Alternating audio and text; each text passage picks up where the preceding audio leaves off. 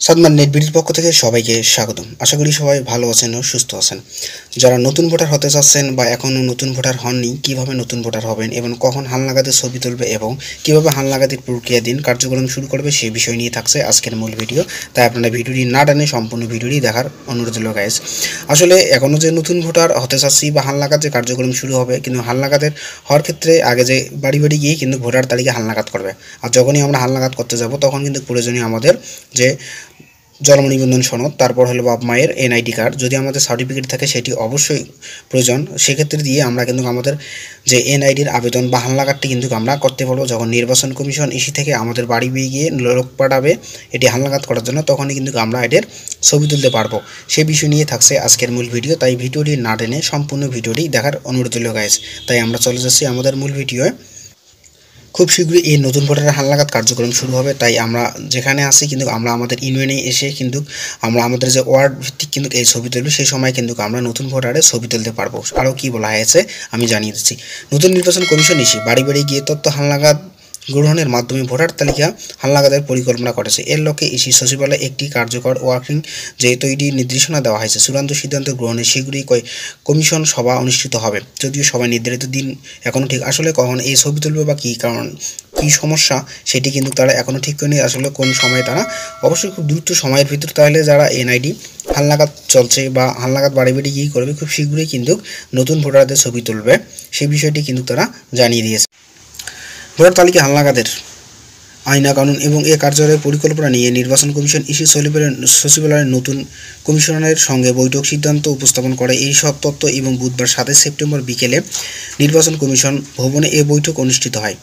বৈঠকে বাড়ি বাড়ি গিয়ে তথ্য সংগ্রহ সম্ভব সময় এবং জনবল এবং ব্যয়ের প্রাথমিক ও ধারণাপত্র উপস্থাপন করে এবং ইসি সচিবালয় উপস্থিতি এবং তথ্যে বলা হয়েছে প্রক্রিয়া সম্পূর্ণ করতে 7 থেকে 9 মাস সময় লাগবে। এর প্রক্রিয়া বাস্তবায়নের প্রয়োজন হবে প্রায় 75,000 জনবল। আসলে 75,000 কর্মী কিন্তু যে বাড়ি বাড়ি গিয়ে হালনাগাদের ক্ষেত্রে সেই লোকগুলি কিন্তু প্রয়োজন হবে, সেই বিষয়টি তারা জানিয়েছে।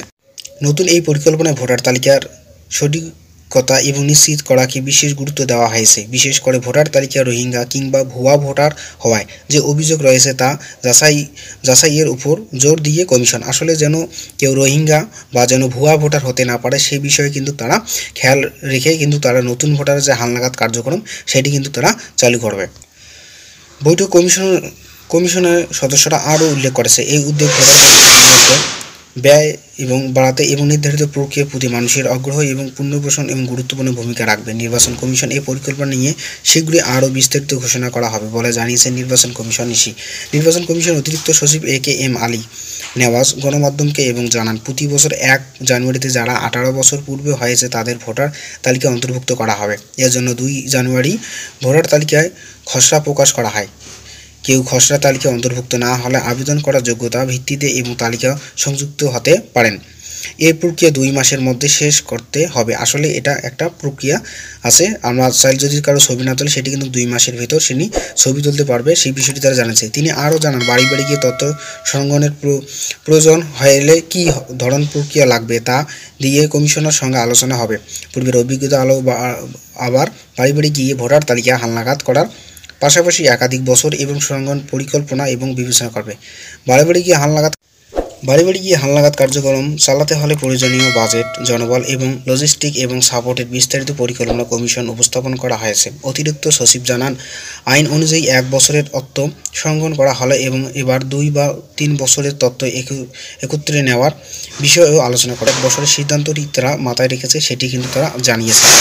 বিগত সময়ের ভোটার তালিকা হালনাগাদের কার্যক্রম নিয়ে বিতর্কে বিষয়ে তিনি বলেন, কমিশন বারবার বলেছে সবার জন্য ভোটারদের সুযোগ নিশ্চিত করতে হবে। আরও প্রথম ধাপ হচ্ছে সঠিক ভোটার তালিকা প্রস্তুত করা। এবারেও সিদ্ধান্ত তালিকা তৈরির উপর গুরুত্ব দেওয়া হয়েছে। 2007 থেকে 2008 সালের নবম সংসদ নির্বাচনের আগে ছবিসহ ভোটার তালিকা তৈরি এবং প্রক্রিয়া শুরু হয়েছিল। তাই এখন চালু রয়েছে 2022 সালে হালনাগাদের 9.8% তথ্য সংগ্রহ এবং 8.79% নিবন্ধন করা হয়েছিল। এই সময় 3 বছরের তথ্য একত্রে নেওয়া হয়নি যা বা এবার এবং পরিকল্পনা হয়েছে। সবচেয়ে ভোটার তালিকায় এবং হালনাগাদ অনুযায়ী দেশের মোট ভোটার ছিল 12,18,50,160 জন, যা প্রায় 17 কোটি ভোটার সংখ্যা 71.74%। আসলে যে ভোটার তালিকা আমরা দেখতে পেলাম, কিন্তু 3 বছরের ভোটার তালিকা কিন্তু তারা একসঙ্গে করে যে ভোটার তারা সমস্যা আসলে সেই বিষয়ে কিন্তু তারা মাথায় রেখে কিন্তু কাজ করতেছে নির্বাচন কমিশন এসেই।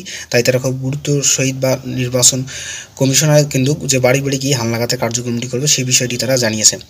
নির্বাচন কমিশন আগামী দিনের বাড়ি বাড়ি গিয়ে হালনাগাদের কার্যক্রম চালানোর ভোটার তালিকা এবং নিশ্চিত করতে এবং প্রস্তুত নেবে। কার্যক্রম সুষ্ঠু নির্বাচন প্রক্রিয়া আরও মজবুত কারণ যেন কেউ নতুন ভোটার যেন কেউ ভোটার তালিকা থেকে বাদ না পড়ে সেই বিষয়টি কিন্তু তারা মাথায় রেখে কাজ করবে। তাই যারা এখনও জন্ম নিবন্ধন তৈরি করেনি অবশ্যই আপনাদের নতুন ভোটারদের বাড়ি বাড়ি গিয়ে হালনাগাদ করার আগে কিন্তু আপনাদের জন্ম নিবন্ধনটি অবশ্যই তৈরি করে নেবেন, তাহলে কিন্তু আপনারা খুব দ্রুতই নতুন ভোটাররা হালনাগাদ করতে পারেন। যদি ভিডিওটি ভালো লাগে অবশ্যই লাইক কমেন্ট শেয়ার করবেন। সবাইকে ধন্যবাদ। ভালো থাকবেন, সুস্থ থাকবেন।